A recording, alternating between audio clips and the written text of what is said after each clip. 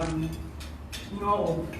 So it's physical protection, it's about food, it's about universal basic education of the child, it's about health, and the health of the child even starts prenatally before the mother even is pregnant, because these women of childbearing age are supposed to be healthy. They're supposed to be on folic acid, for example, so that this child is protected from developing, congenital malformations that will affect the rest of their lives. It goes to the vaccination, and right now, talking about vaccine is a big conversation because of COVID-19. So is this child able to access the vaccinations that will protect him or her from, the diseases, most of these childhood diseases that can be debilitating, like polio. It's about freedom from discrimination. And here we're talking about race, we're talking about sex, we're talking just about the child being able to grow in an environment where they are not being judged because of where they're coming from, not because of their social status, but because they are a person. Now, COVID-19 posed a lot of challenges to some of these things that fundamentally affect the child. We had children missing schools, a whole year. Children in schools, and this exposed children to a lot of many things.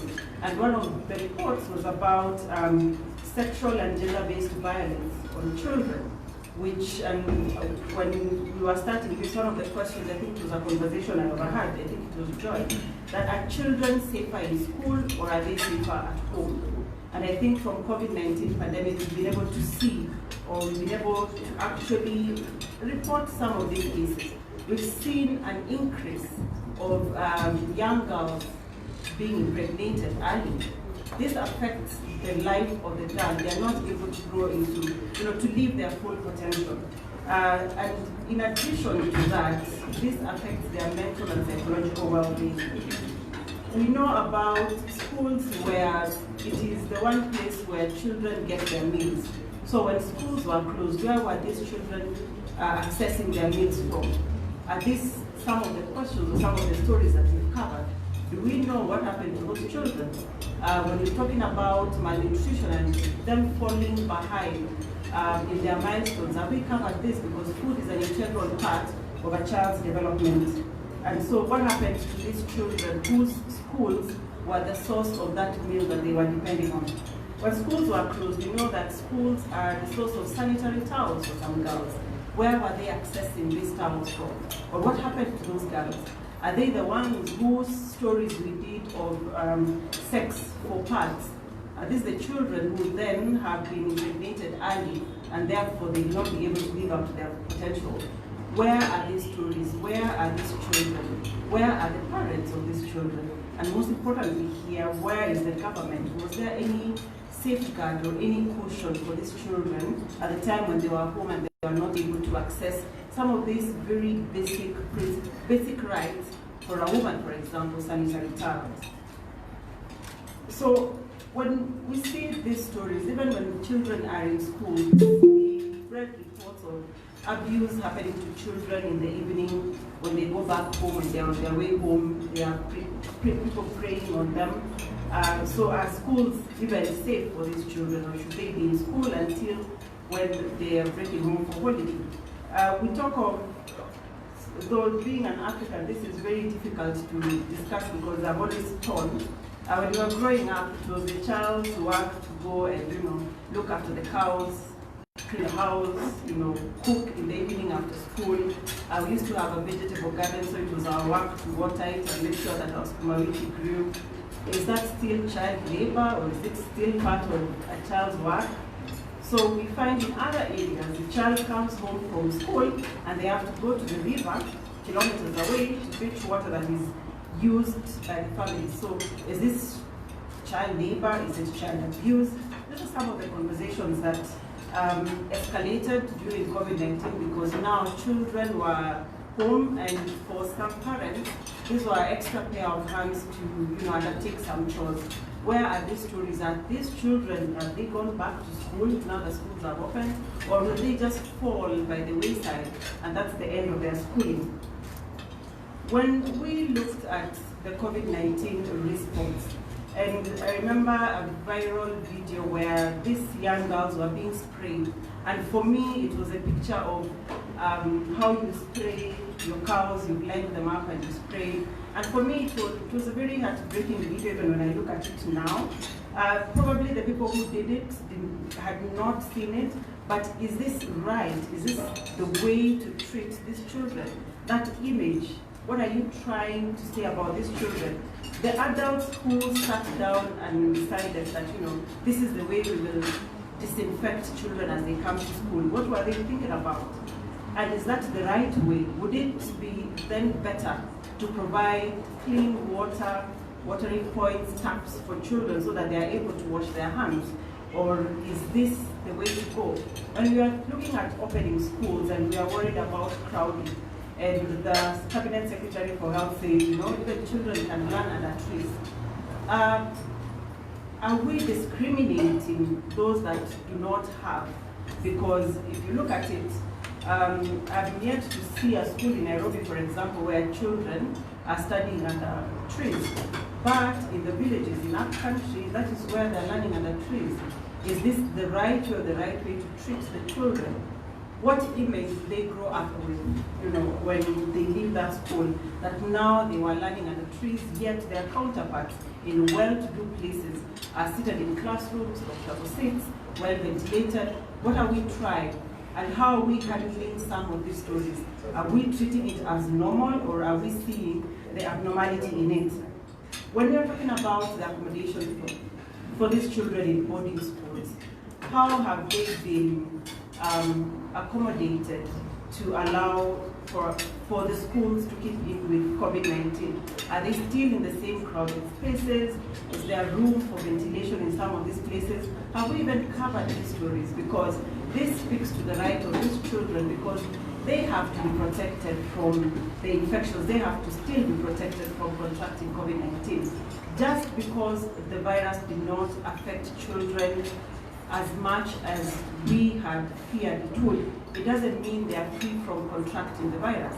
And we don't know yet if the virus, as it changes, if the different mutations or the different strains will have any different effect on children. But what are we doing about it? Are we exposing these children to more trauma? What about children who were in isolation and quarantine during 2020?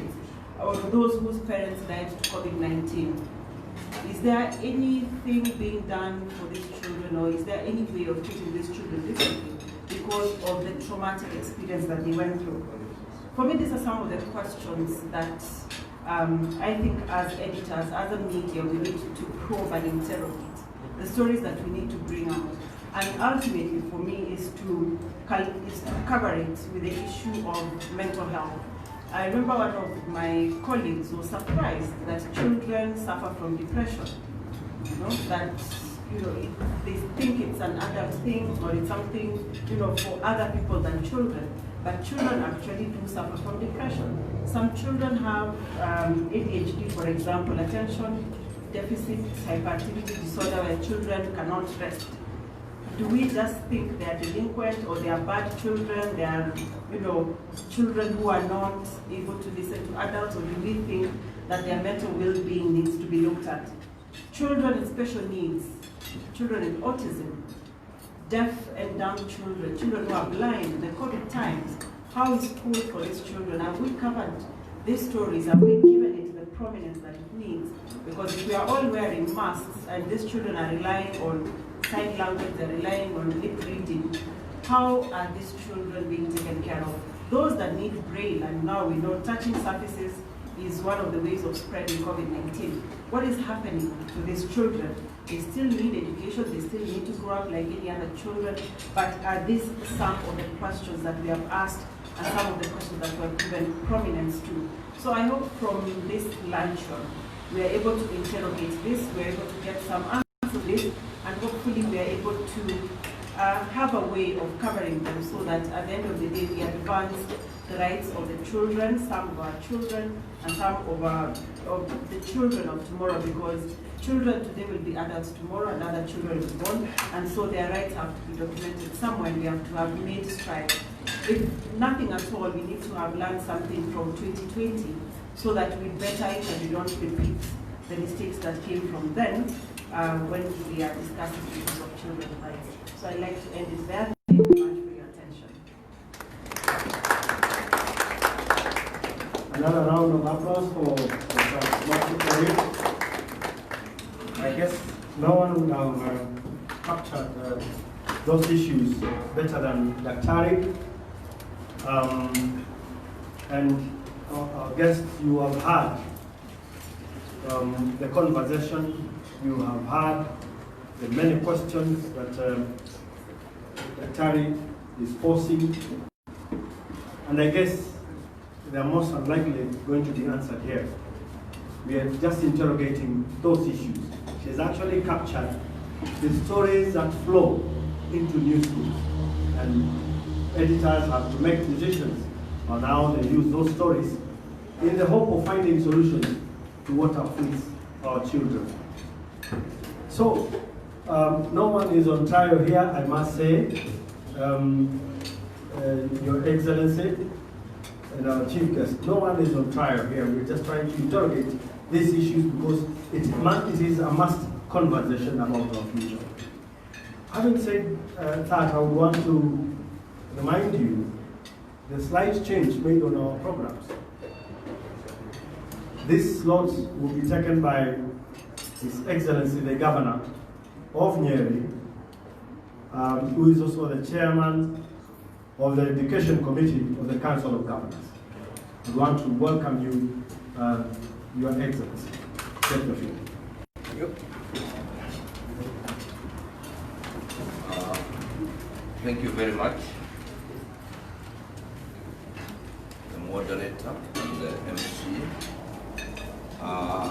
Unicef representative, Maniza Roman, the president of the Editors Guild,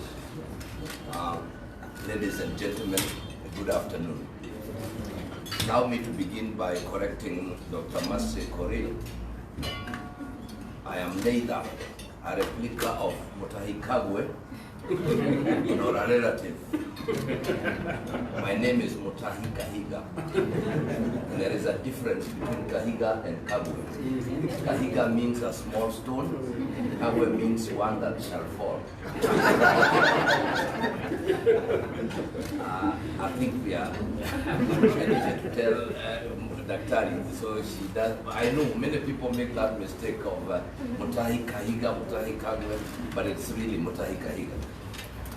So, ladies and gentlemen, as I stand here as someone who has recovered from COVID-19, having spent about 20 days in a hospital and coming out, and even as we address this issue of COVID-19, which clearly has brought out the inequalities that we have as a country.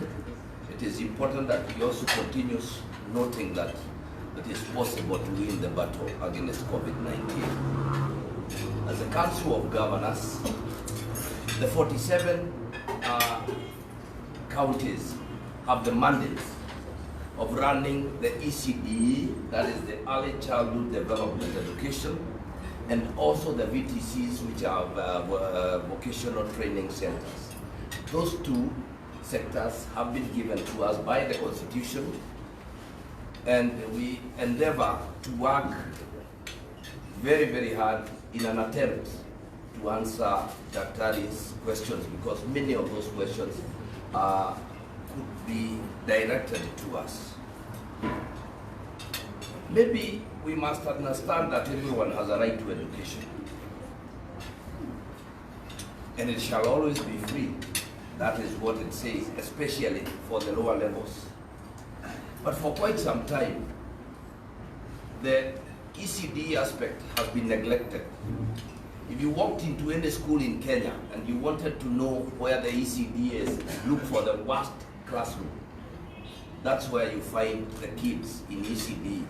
Counties have struggled to ensure that they change that narrative. And most of us, as governors, have put in a lot of funds towards building better facilities for our young kids. Those who have done psychology will tell you that who you are, what you are, how you do it, was shaped in the first 7 years of your life. The rest is a struggle. But as a country, I think we get our priorities wrong, because we build wonderful classrooms for Form 4s and for Standard 8s because they are candidates. But we forget the basics. Where I come from the mountain. There is a saying that a heart with no calves will perish. A heart with no calves will perish. And it calls upon us to focus on the calves. Sometimes you even ask yourself, between the calves and the cows, who can fend for themselves? And clearly it comes out that as the calves struggle to survive, the cows can handle and survive on their own. Having said that, it is also important that we remember, like Daktari has talked about, the rights of children. I will tell you here, in the presence of many editors, that what you're talking about is a drop in the sea. You have not heard the stories out there, because the injustices that have been meted upon those 3-year-olds, 4-year-olds, 5-year-olds will never be known. Because it is almost clear that many times it is perpetrated by those known to the child with threats, and therefore the child remains mum. And until they are adults is when many of them are able to open up. And so, even as we think we have heard anything, the stories we hear, the harrowing stories out there have not reached the media.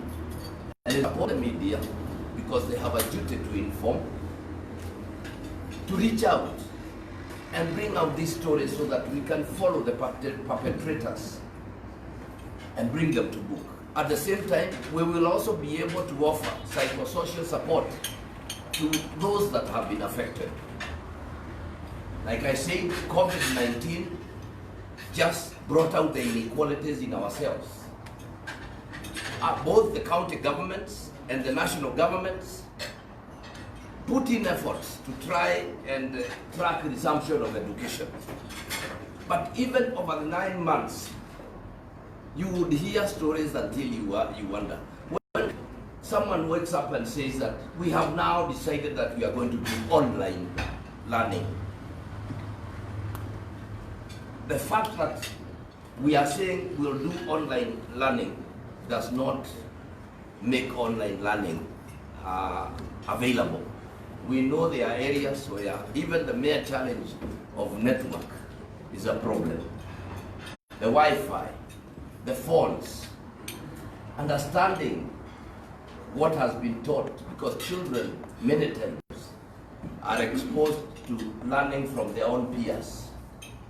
It is a challenge, and I'm glad the parents are here, because I would want to say this, that our homes are no longer safe. I would rather that the children are in school, because in school it's a controlled environment. But look at what is happening in our homes.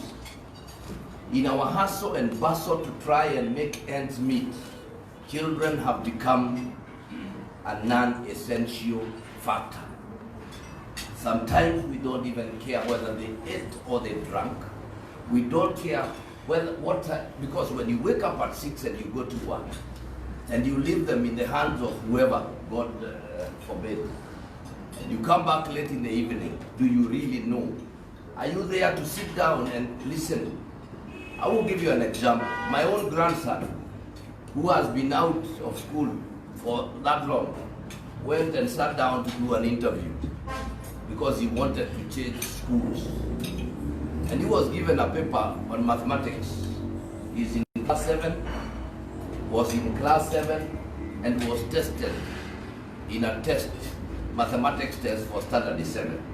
25 questions, he got 1/25. So, as we sit here, let us understand that as parents, we have left the children to their own devices to do what they want because you are not available. While I know one of the rights of a child is to have a family, are our families functional or are they just there? I know it's not kind to tell you that, but it is the truth.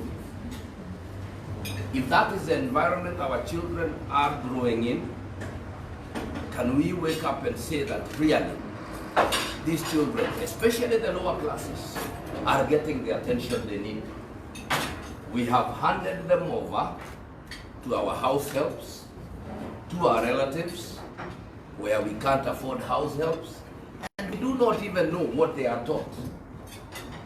I am sure a mother, any mother, is able to guide their child into the personality and the person they would love to see. When you go to our schools, you are shocked by some of the things you hear in our schools. I will tell you one thing. The other day I had a harrowing story from one of our ECDs. One of the boys went to the girls' toilet and he stood there near the door, and every girl who came, he would tell the girl, touch me. You know, touch me, and it is inappropriate. He was very careful. All dark girls were not allowed to touch him. He wanted the brown ones to touch him. And this is a child who is 4 or 5 years old. Well, the story, you know, when the teachers took time to go and find out what was really happening, this young boy had been taught by the house help to be touched. And so as we speak, as we look at this environment that our children are growing in, let's take in a little bit more. Government cannot get into our families and do what it's supposed to do.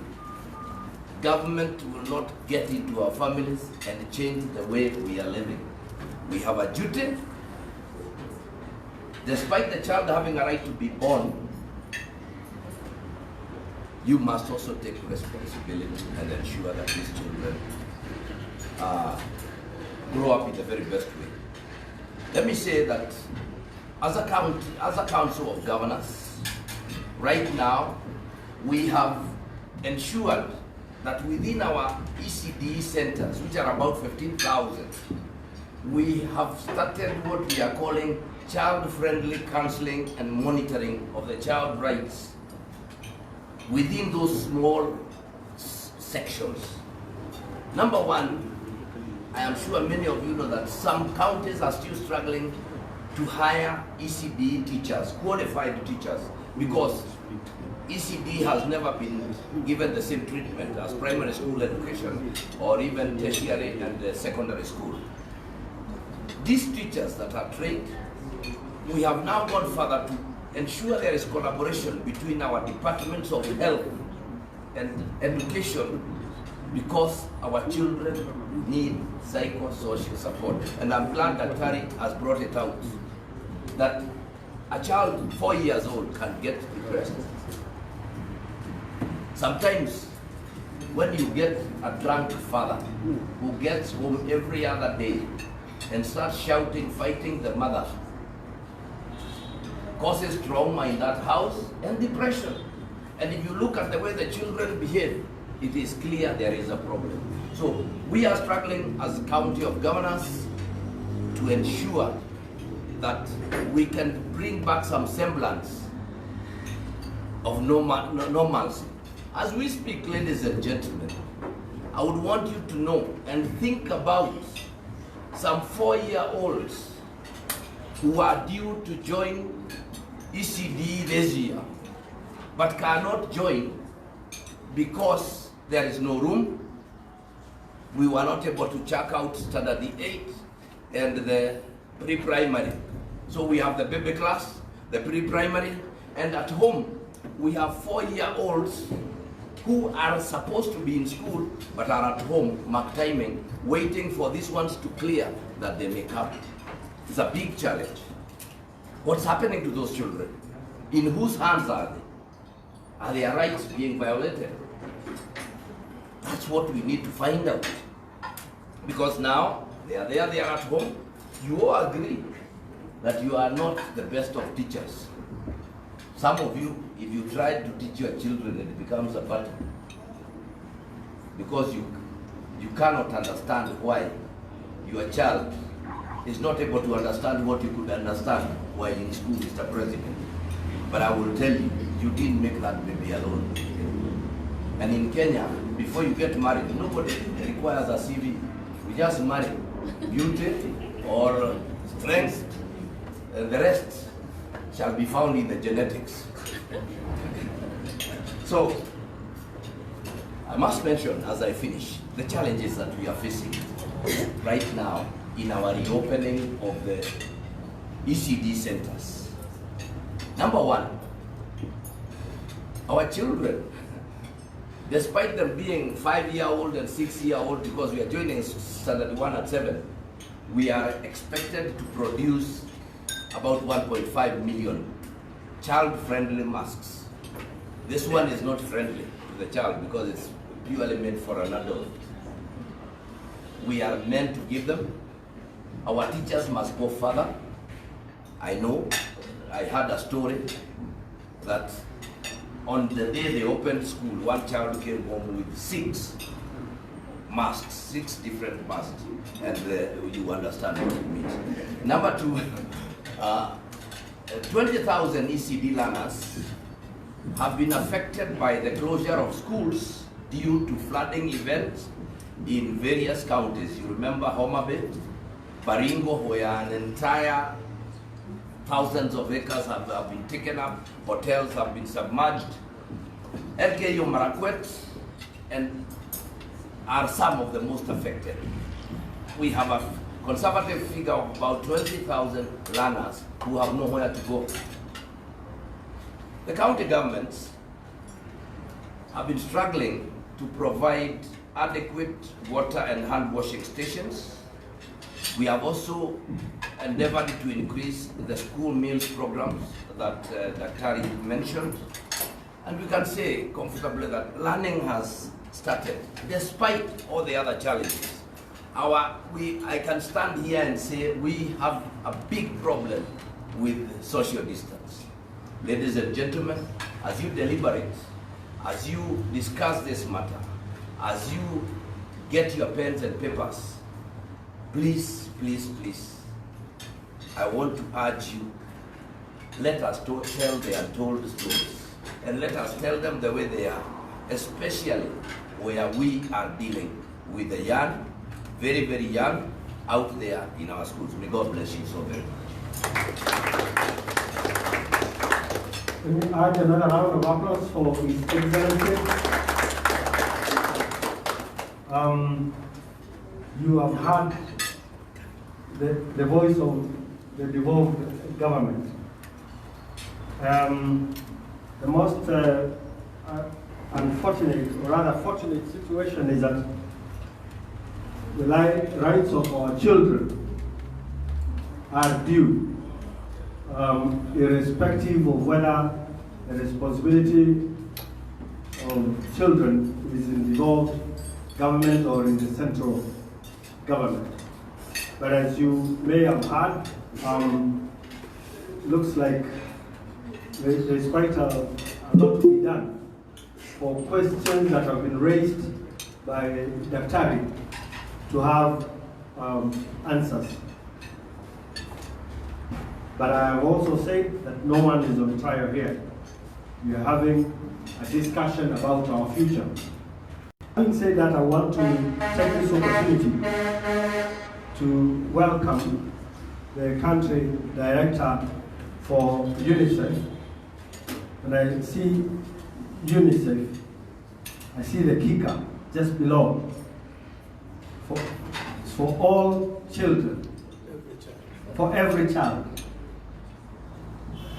Very, very, very touching, for every child. So let me take this opportunity to welcome Madame Maneza to take the floor. And as we listen to you, we'll be listening to the voice of every child. Welcome, Madame.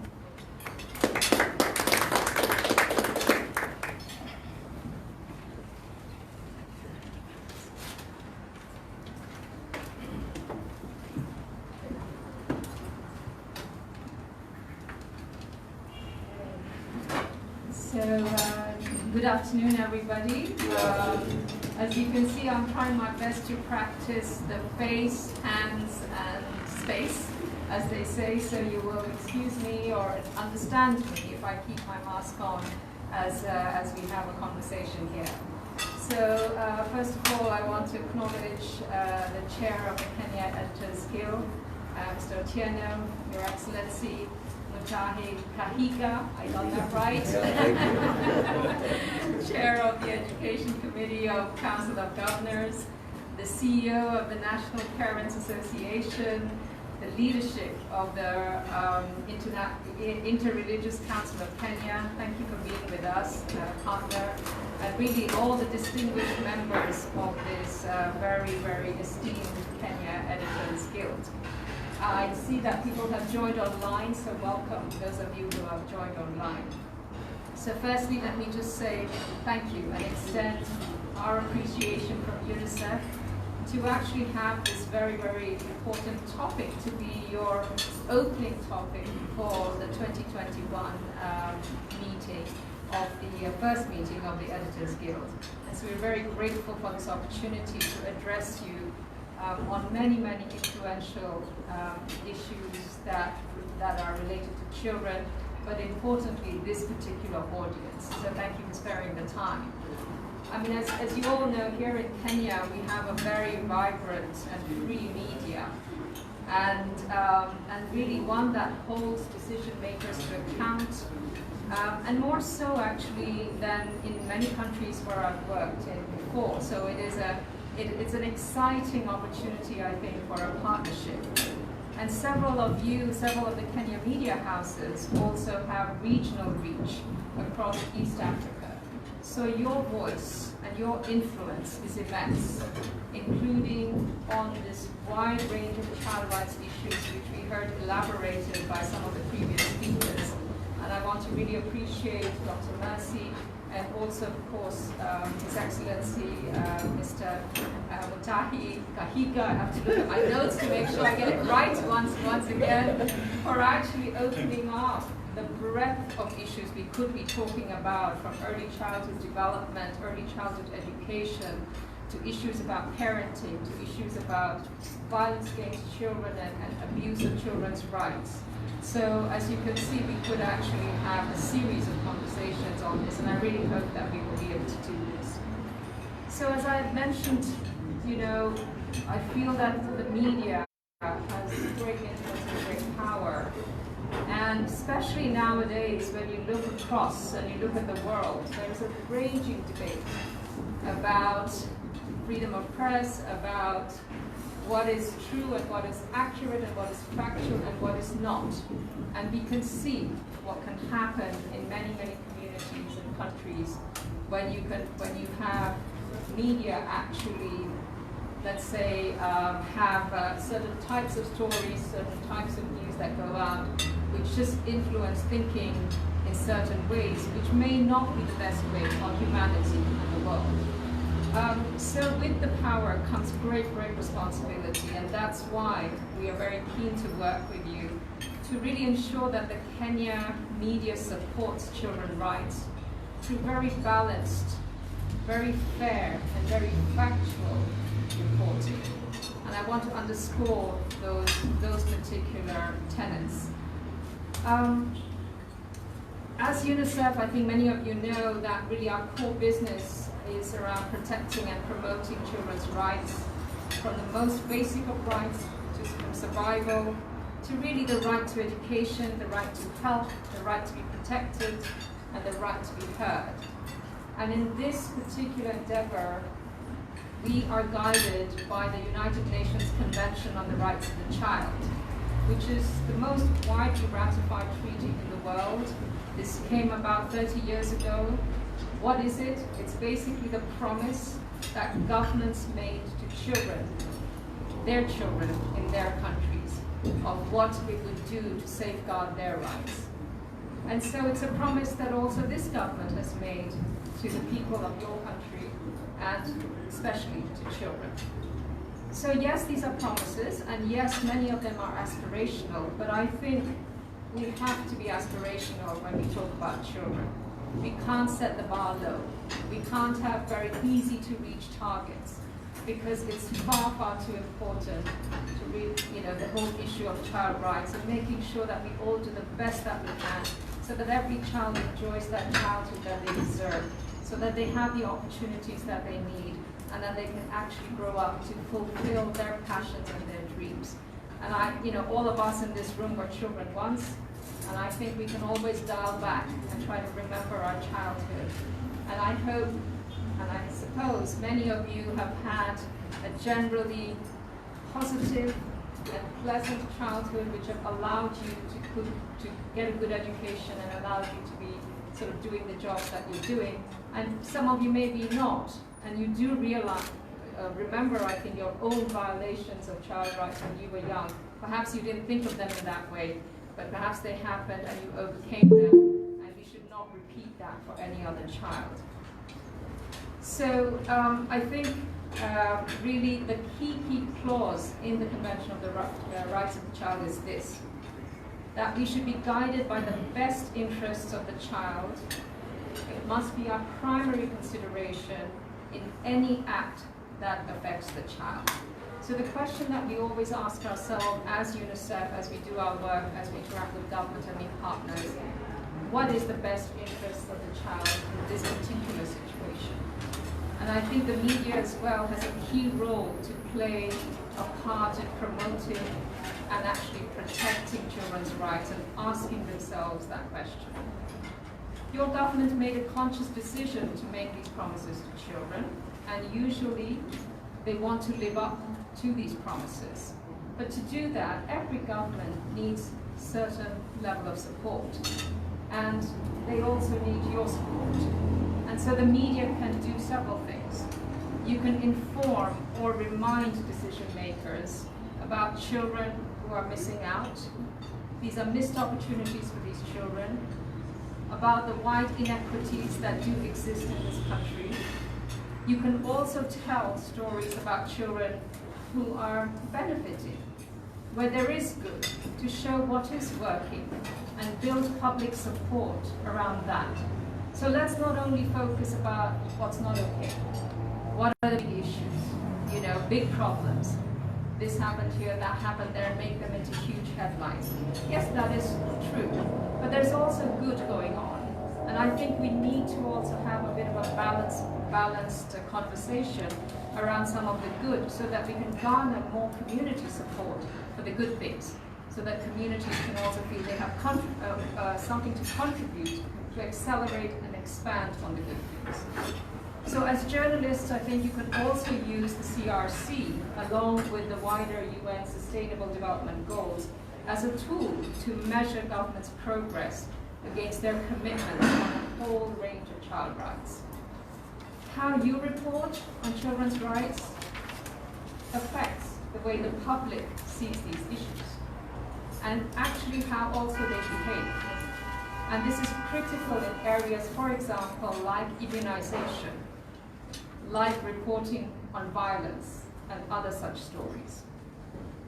So we're going to hone in today on one of the key child rights issues, the right to education, which was discussed by previous speakers. And of course, it's a hot topic in the media because of the schools reopening, and even today there are several stories in the papers on the same. Globally, UNICEF has highlighted the devastating cost of closing schools. At the peak of schools closure last year, about 90% of the students worldwide were affected. And there was about a third of these children who were actually without any form of access to remote education. So really for many, many children in the world, a little bit of a missed opportunity and loss of learning. And the number of children who are out of school is actually poised to increase now to 24 million worldwide. And this will take us back many years and undo many of the hard-won development progress that we've all made. So this is an urgent issue and it's a critical issue. Children's basic literacy and numeracy has suffered, as the Cabinet just gave with a very clear example.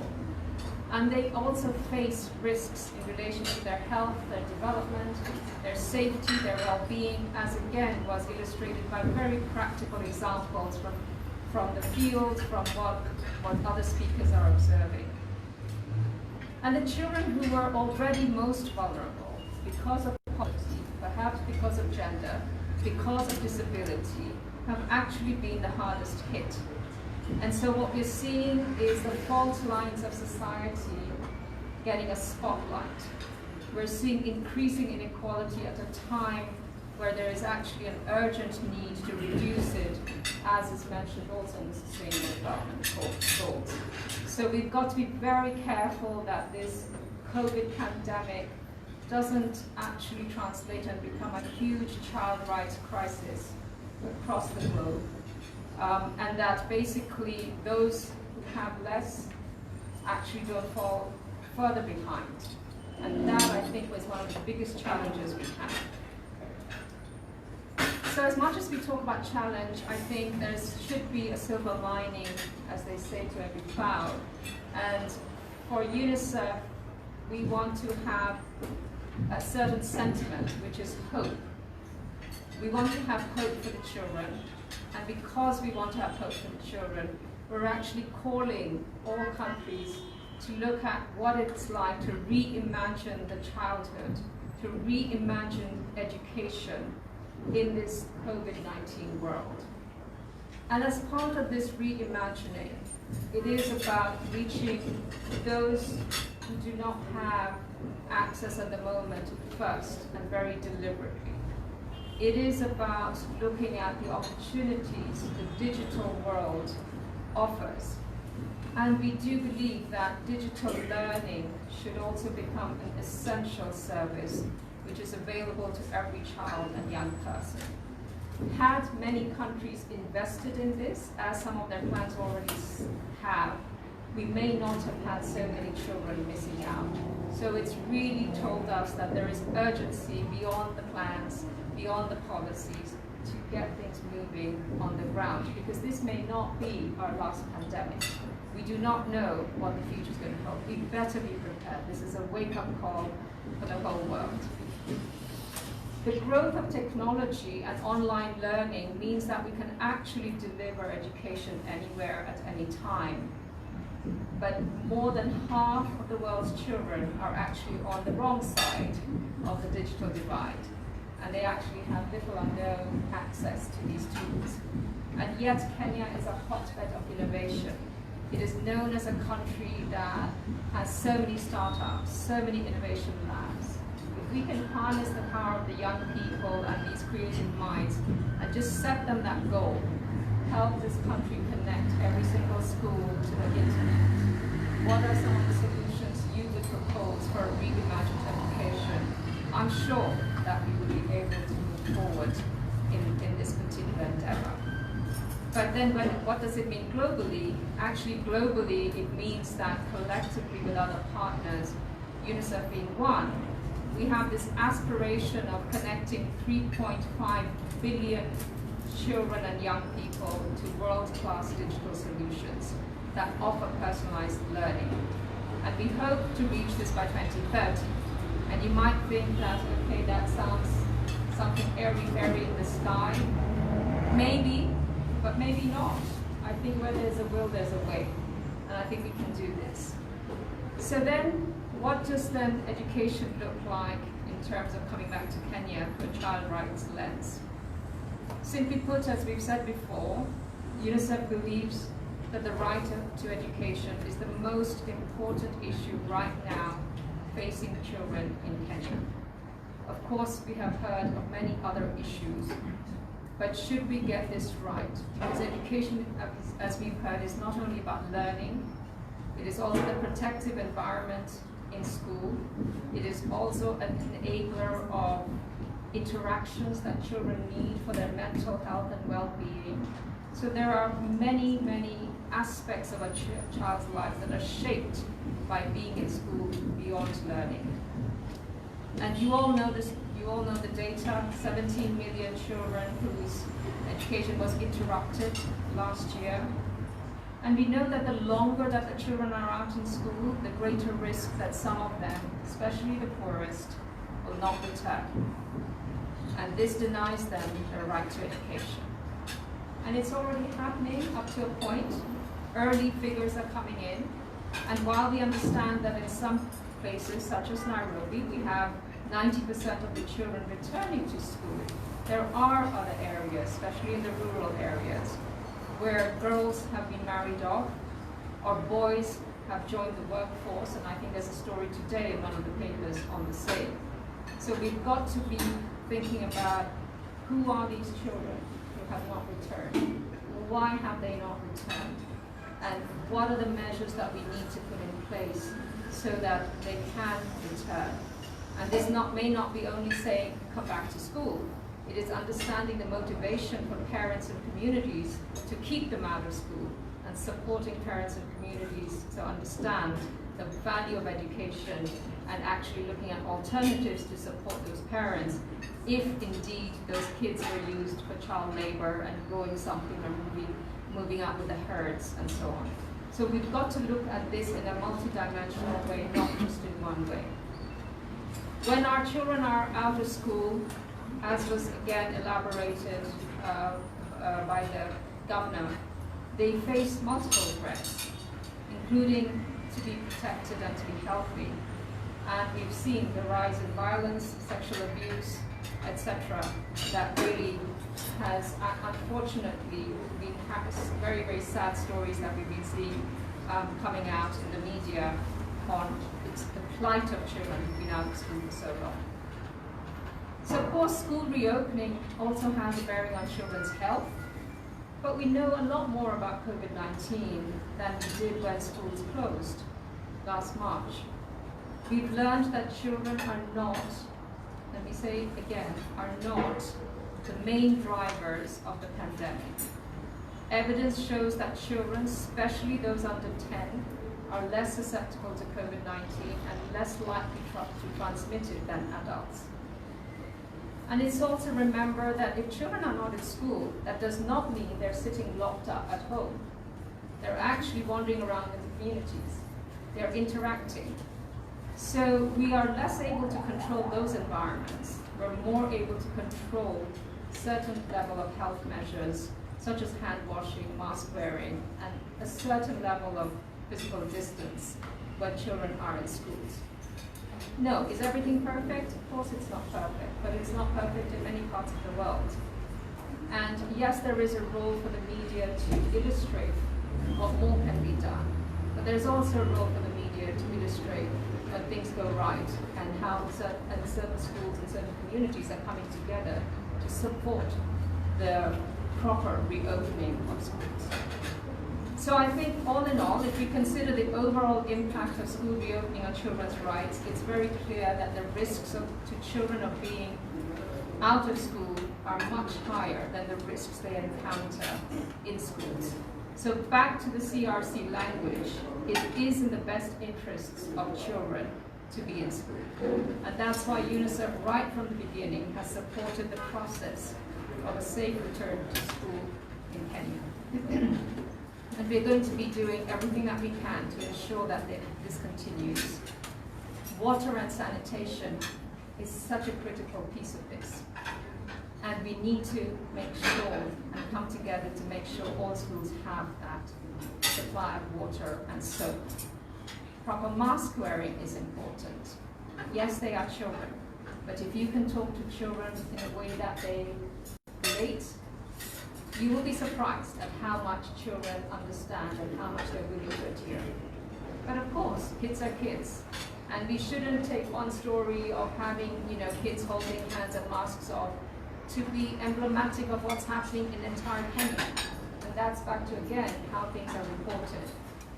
So the point here is we need to come together to enable and support the safe reopening and continued safe reopening of schools. On our part, of course, we are partners that advocate, but we're also partners who support practically. We have been actually supporting numbers of schools across Kenya with hand washing facilities, 600 in total, and procured recently about 700,000 reusable masks for children, together with other partners as well, to support really this safety of children in schools. We're also actually now engaged in expanding digital learning in Kenya. There are thousands and thousands of schools that need to be connected. And I know we're playing a small part, but I think it's important. If many players play a small part, we're going to be actually realizing that particular aspiration of connecting all schools to the internet and for digital learning.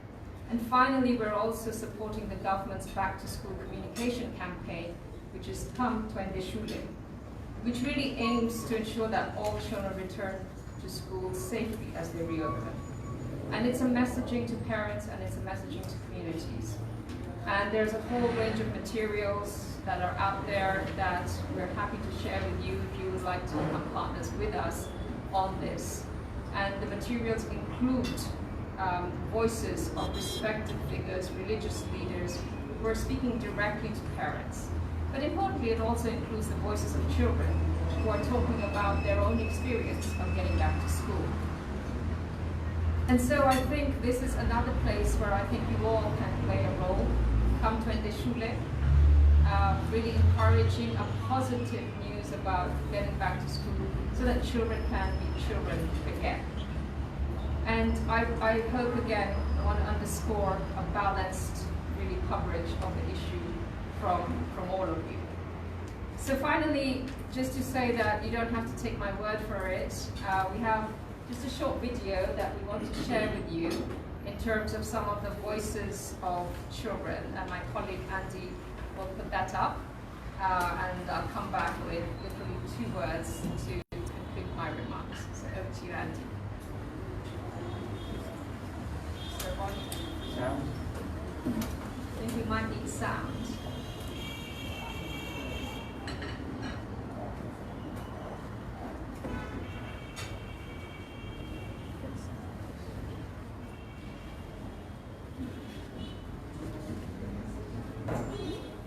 Put the mic, that helps. Yeah. You can put the mic there, that helps.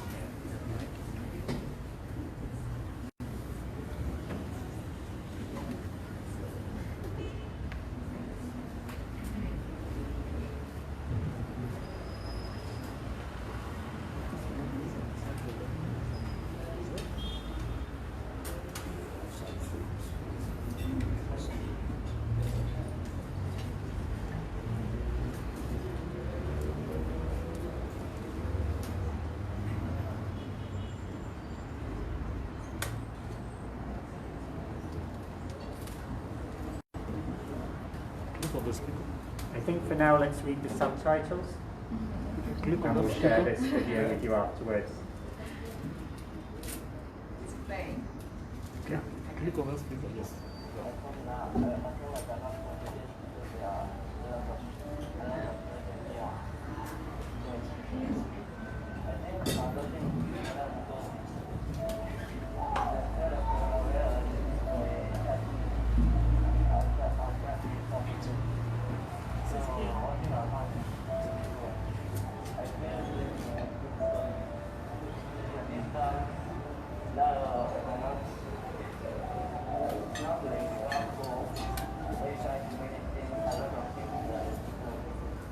I feel very nice being back to school because I miss my friends, my teachers, the learning, and I think washing hands is very important because it kills germs, it helps us prevent the coronavirus. I'm happy because we're back to school, we're continuing learning, people are not that lazy, and we are cooperating and starting to cooperate. I feel safe at school because all the protocols are being followed, and at home we're just there, staying at home, we're doing nothing, and yeah, I'm happy. Changes that I've seen in school are like, we're not staying like 70 pupils in one class, we're staying like 20 pupils, and the learning is more easier because we are taking our classes.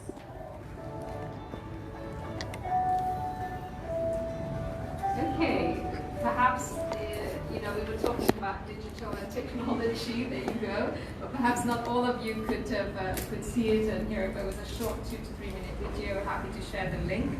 And we are trying to gather as much as possible of such stories from the field, not just only in Nairobi, but other places as well, just to try to get children's experience of being back in school. Recognizing, of course, there are those children who are still not in school, and we need to keep shining a spotlight. So as I end, I want to say once again, we really hope that this is going to be the first of our engagements with this esteemed forum. As Your Excellency, as you were talking, I was thinking of so many things we could actually be talking about, including the importance of the very early years, which you underscored, which shape what happens to us now as adults, but throughout our life, so that whole issue of early years, parenting, etc., is something we could converse on. Violence against children, so many. Our door as Unicef is always open to yourselves. We actually have a lot of information, we have a lot of data, we have facts and statistics, which we would really encourage you to use and to come to us perhaps before you sometimes put out your stories, because it's important, again, also to get perspective in terms of how is Kenya doing vis-a-vis some of the other countries in this region, or also globally. And we do have, as UNICEF, a good repository of information and data on children's rights. So with that, I want to say thank you really for your attention. I was told that there comes a time when you have to apparently write stories and everybody takes off. So I'm glad that I actually did that before you all did, and was able to have this conversation. So thank you so much.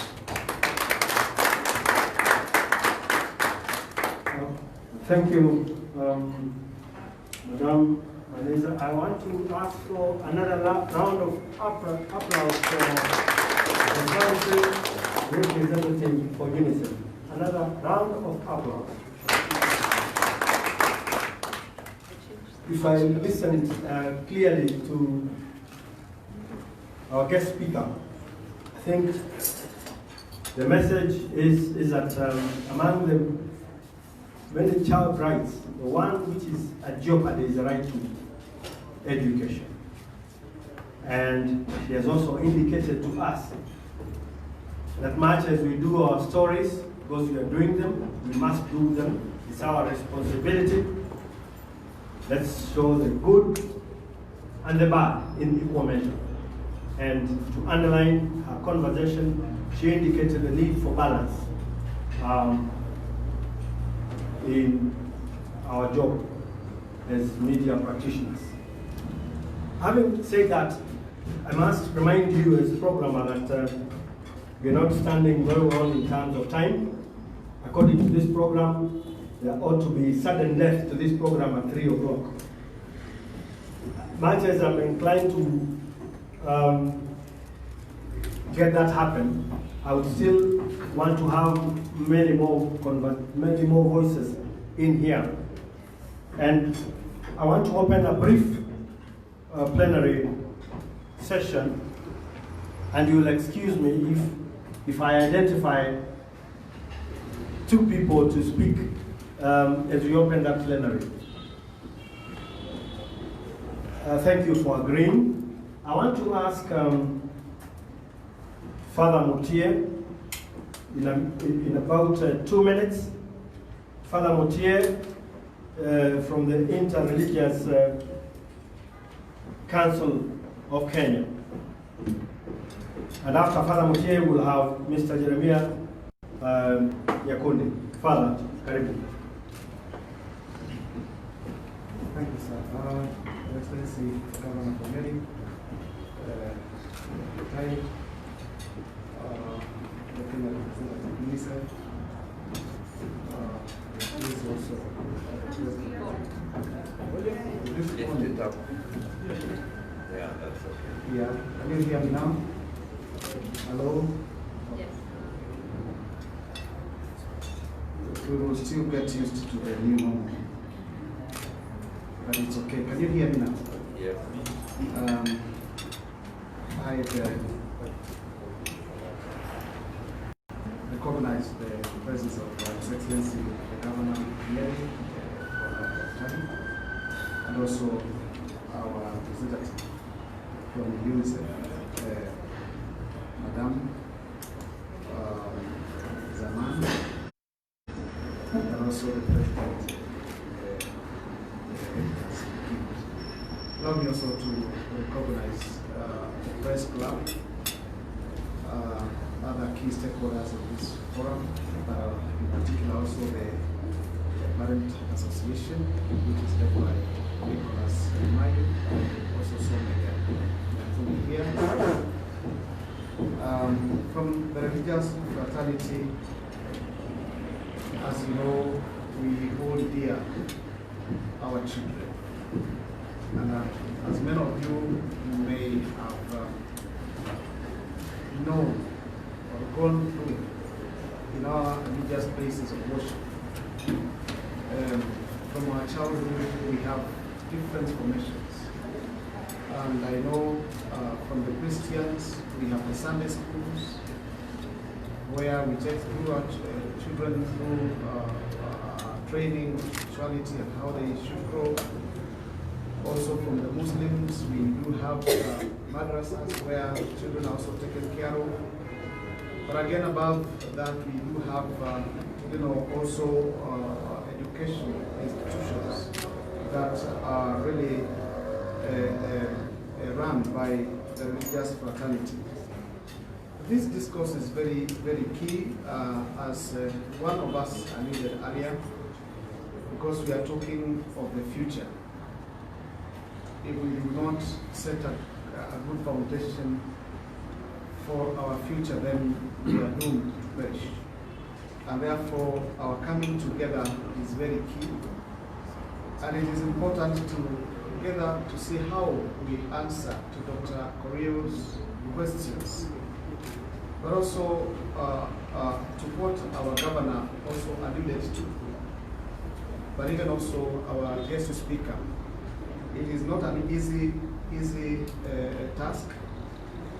We've seen our children go through so much at the onset of the 9 months, when even the religious places of worship were closed, and no one was ready even to put their own children in their own homes.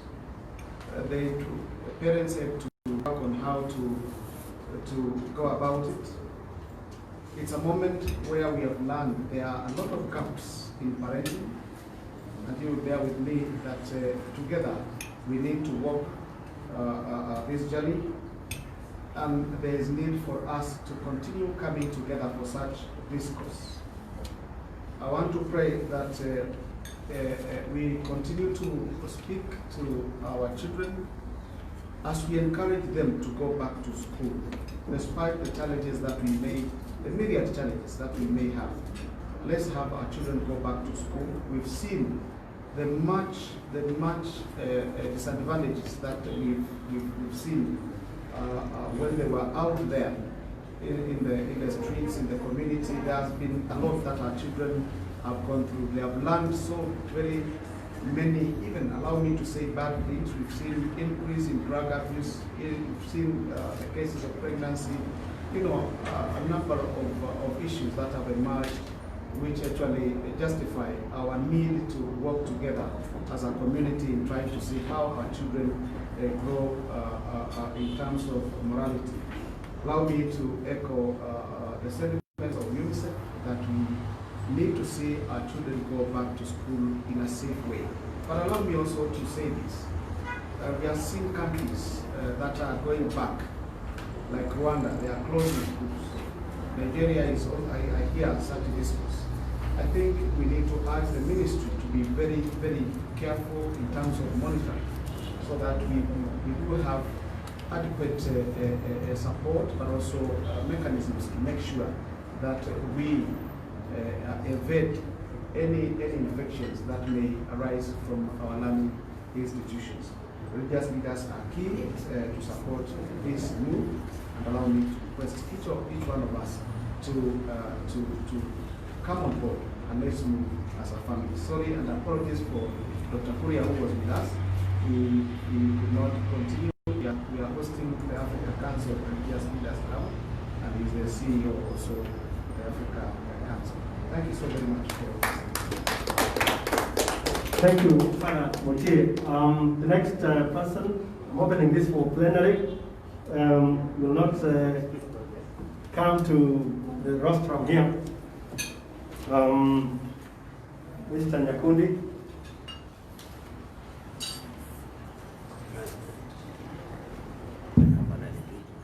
Thank you very much, Excellency Kaiga, Madam Maniza, ladies and gentlemen. It's a good meeting. We are being educated and being reminded of our duty to protect children. We are being enlightened on important discoveries that have been made worldwide, and how we can very easily and very quickly adopt them, because protecting children is paramount, it's urgent, it cannot wait another second. We each have to do what we can do where we are. With that brief comment, allow me to submit the apologies of our chairperson, Mr. Mayo, and Excellency Chair COG, please allow me also to convey some special greetings from him. The governor is a former chairperson of the National Parents Association of Nyeri County, so we have some bragging rights there. So, on our part, we consider the media the principal educator of the public on these subjects of children's rights. And we have experienced it firsthand, because we speak to our members through the media, the vernacular, radio, the TVs, and other formal platforms. And we have seen very good results. We have seen results in deterrence in the area of abuse of children's rights. We have seen results in sensitizing parents and mobilizing parents to various important causes. So we'll continue to call upon the media to support the National Parents Association in offering its contribution to protection of children's rights. We have special thanks to Unicef. In the recent partnership, we have enlightened our parents to try their best and return their children to school. And we have statistics of about 200 children who were previously not going to school, but who, thanks to the COVID disruption and the return to school campaign, are now back to school.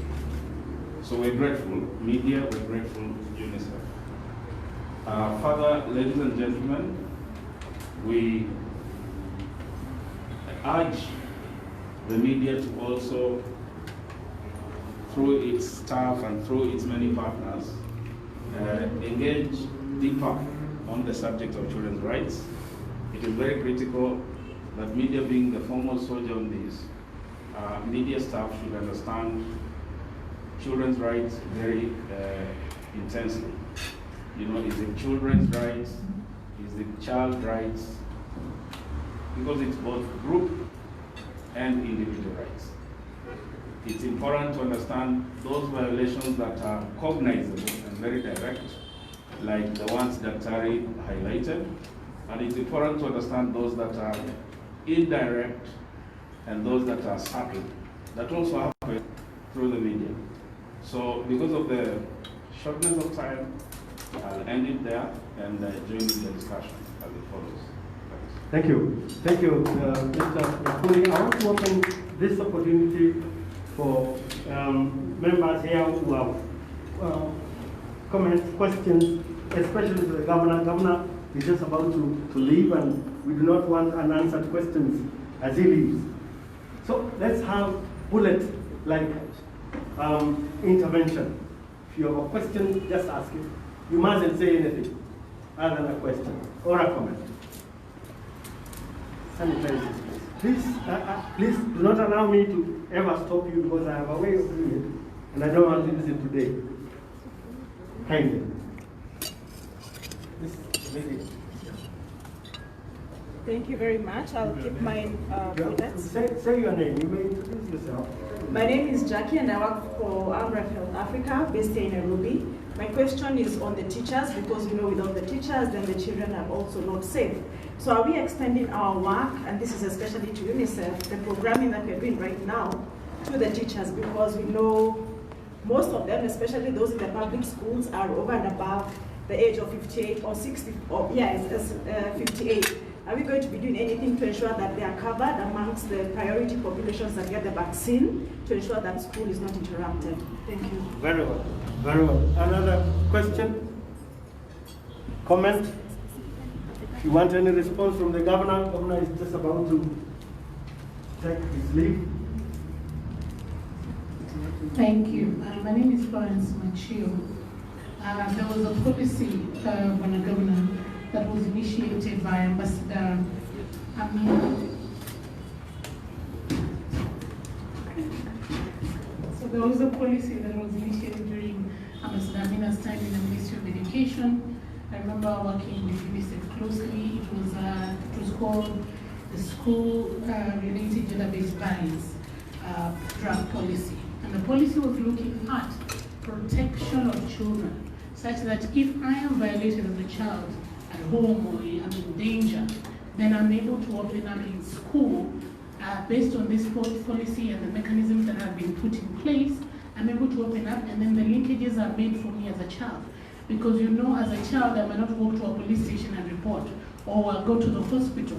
So there's that one. And I think in your office, you should be in a position to ignite that conversation, because when the new minister came in, we've had nothing about it yet. It was in an advanced stage, and it was one way of the government taking over their role of protection, which they've signed under the Africa Charter on the Rights and Welfare of the Child under Article 16. So I am praying that you can take this up and build that up for the protection of our children. Thank you. Thank you, Florence. Any other? Okay. Yes, Linda.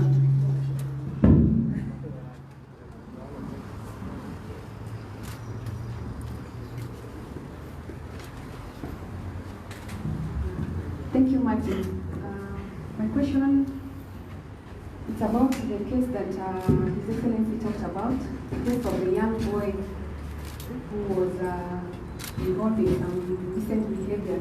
I'm just wondering, schools equipped to deal with such cases? Because even in our workplaces, we find it a challenge to deal with what we call sexual harassment. But for that boy, I don't want to call it that.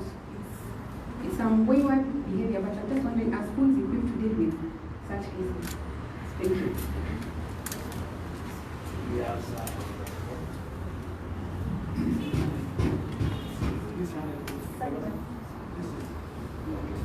Thank you, Linda. Yes, indeed, that is the challenge we have.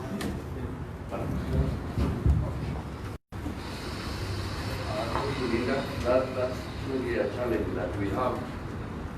And I will look at it in terms of good schools. At the ECD level, we have a big challenge.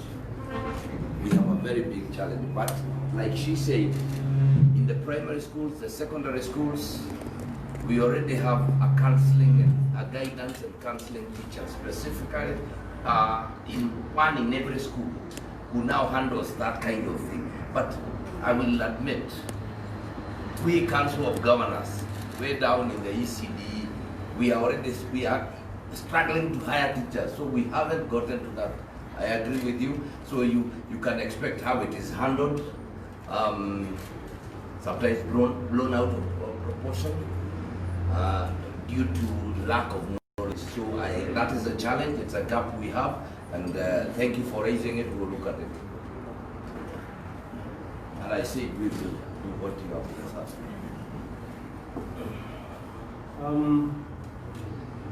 You wish to go into responses now, or you want to make a later? Happy to hear more. Yes, Okay. yes. Millicent? You have the floor. Yes, I have a question for the governor just before he steps out. Okay. Thank you. These young people who went back to his home with 7 masks. Yes. What is the county doing to ensure that our pupils are protected such that they have these masks on while at school and they get back home with them? Is there a plan? Is there a program? Thank you very much. Yes. Another one. Oh, yes. Well, I'm not sure if this is for the governor, but I just get a sense that there is an issue, an elephant in the room, so to speak, when it comes to children's rights, especially in a context such as ours, where half of the people in this room, if not more, were beaten up several times when they were growing up as a form of discipline, actually as a form of protection in that context. So many people, whereas the law has been updated and the consciousness growing about this idea of physically beating children as a way of discipline, the idea that it is good for those children is still very prevalent even among people who make policies, who do important things in society. So I wonder whether there is any meaningful effort towards dealing with that contradiction, which is a reality that even in this room, there are people who actually hold that as a very important part of raising children. I think that's Joe again. Am I right? Is that him? Mm-hmm. Okay. So I think I got it right. So thank you. In March, when the first case was identified, very quickly counties rushed to try and provide masks in schools. We have continued to have limited finances. Right now, as we are speaking, we are engaging with the Treasury because 3 disbursements have not been done. But as I was sitting there, I have just seen they are saying they are going to disburse 2. That is November and December. And that tells you there is a challenge. But what we have endeavored to do and recommended is that every teacher has their masks, but for the children, the parents provide them, but we still have some masks within the school. Really, sometimes you find that we like to portray ourselves as a very poor country, but like he will tell you, many parents can afford a mask. And so we are insisting on masks being bought as part of the school uniform, but at the same time, counties are providing where the circumstances are dire. Joe, yes, I heard you, and that may not be my answer, but somebody else will handle. But I will tell you this, if your mother used to receive beatings, don't try it with your wife. It's changing. And you must admit that we are at the crossroads as a community and as a society. Remember where we have all come from. All the 47 or whatever communities we have had their own ways of, but there was one almost across the board, we all agreed that disciplining a child was right. The Bible vindicates us, but then the Constitution and Unicef and everybody else says you cannot do that. And so we must design for better ways. And anyone trying to do that, I think you will agree with me that your son Joe cannot withstand what he went through. Even my own son, because my mother had no issues. Whatever she was holding, she would hit you with it. If it was a panga, somewhere along the line she would realize it was a panga. You understand? But she has already, today, I think we can't do that. So we must admit that as times change, as we get more enlightened, as we understand that using a rod does not necessarily translate into a better child, let us embrace where we are going. Let me finish by saying this. The other day, Britain was in the papers because there were no teachers. Everybody said, I cannot work in a British school because these kids are unmanageable. You walk in, Mr. President, as a teacher, they throw rotten eggs at you. You try to control them, they can even leave you in class. It's a challenge. But I think as we progress, we will have to ensure that somehow we embrace it. But it's going to be a challenge for all of us. Thank you. Thank you. Okay. Say your name and... Am I allowed now to leave? And can I receive the questions on email? Thank you so very much. Thank you, Your Excellency. Asante. I have to rush to Nyeri. Just shoot your question, introduce yourself. Okay, my name is Kakajima. My question goes to the government budget is living and then Unicef. We have these kids with some disability. For instance, I've gone to Isinya and yesterday I was at one primary school in Dandora. The government admitted that they can't afford the social distance. Therefore, these kids have to wear the mask. So for instance, the deaf people who are in school, as UNICEF, what are your efforts or what are you doing to ensure that those kids get the equal education like others, keeping in mind that they have to unwear the mask so that they get to see or feel what the other people are saying or get to communicate. Then the other one is, I hope Madam talked about the issue of child right. Of late, the DCI issued a statement that any kid or any children who will undergo or will go through strike or any offending mistake, he will be terminated or he will be taken to court, and in future he or she may not get the level of good conduct.